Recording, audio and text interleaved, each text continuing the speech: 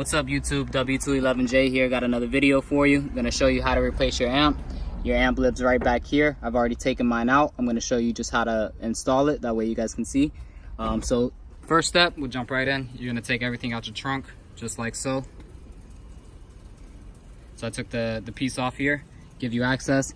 Second thing, you got a clip right underneath your trunk arm right here. Pop that out. You got another one right there. Let's see if you can see it. Sorry about the camera. Right there, I don't have my stand with me today. I need to change this amp though. When you look at the back, you got a clip here with a screw that's inside of it. Pop that out. Clip here, screw inside of it. Pop that out. Pop this clip out. You can pop out these if you want to. I didn't have to go that far. And then basically the next thing that you're gonna do, you're gonna pull this back, this piece here. So you just grab it firmly. You can use a tool if you have one, but basically just pop it out. Then when you pull it out here, this light has a connector. This connector right here, just unplug it. That way it's not attached. And you could just kind of like move it over to the side. I didn't even take it out all the way, I just moved it over. That's enough space for me. Then pull this guy over here, and there's a tab up here at the top. You see it? You gotta like fold it in so that you can pull this down. Then boom. And back on this side here, be careful you don't hit this. Sorry about the camera footage, guys. There's another push tab you could pull out. I'm not sure how to take this one out. Give me a second, I'll figure it out.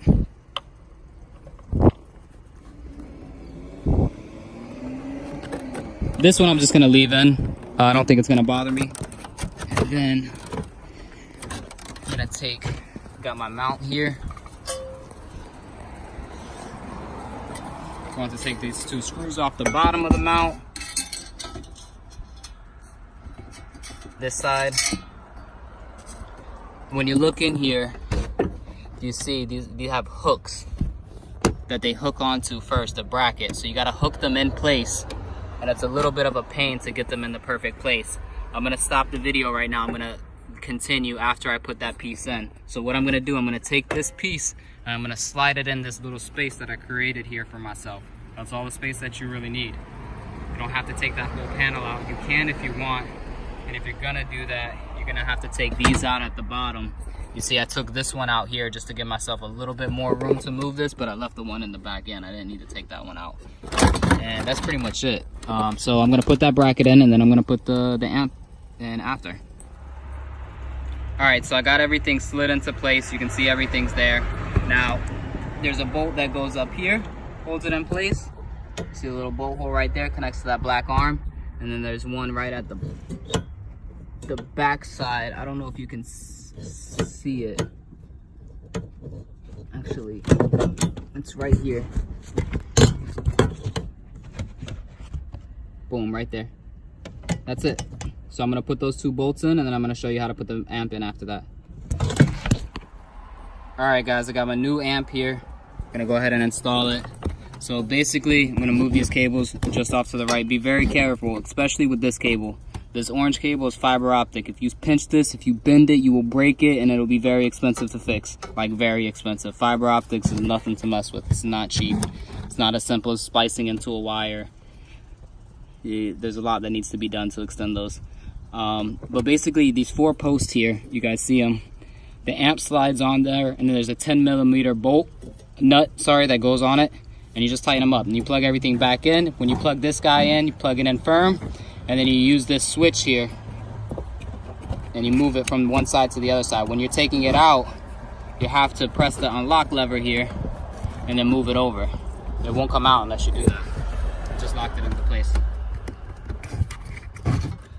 All right, so I'm gonna put the amp in. I'm gonna tighten those bolts up, plug everything in, and then I'm gonna button the stuff back up back here. And then we're gonna turn the head unit on, see if it works. My specific situation, the fan died on my amp and it caused it to overheat. Yeah, I mean, it's 10 years old, the fan died. It's a mechanical part. The only mechanical part in the amp failed, creating another failure. it is what it is. Probably saved myself about $1,000 doing this myself. The amp from Mercedes is just over $1,000. I paid $350 for this amp. I got it from LKQ online. Got it the next day. I ordered it Sunday, got it Tuesday. They shipped it out Monday. And I'm gonna put it in, and I'll be back with you in just a minute. All right, guys, I got everything buttoned back up back here. Got everything installed. Still gotta put the clips in and stuff. I'm not gonna put them in until after I test the unit. I did remove fuse 6 when I was doing this. That's the 40 amp fuse that's right here. That's supposed to be the amp for this guy. I'm gonna go ahead and put that back, and I'll be right with you back in the front, and we'll go ahead and test it out. Sorry about the noise. I am outside doing this. All right, guys, the moment of truth in the car. Keys are in. Radio's turning on. Do we have sound?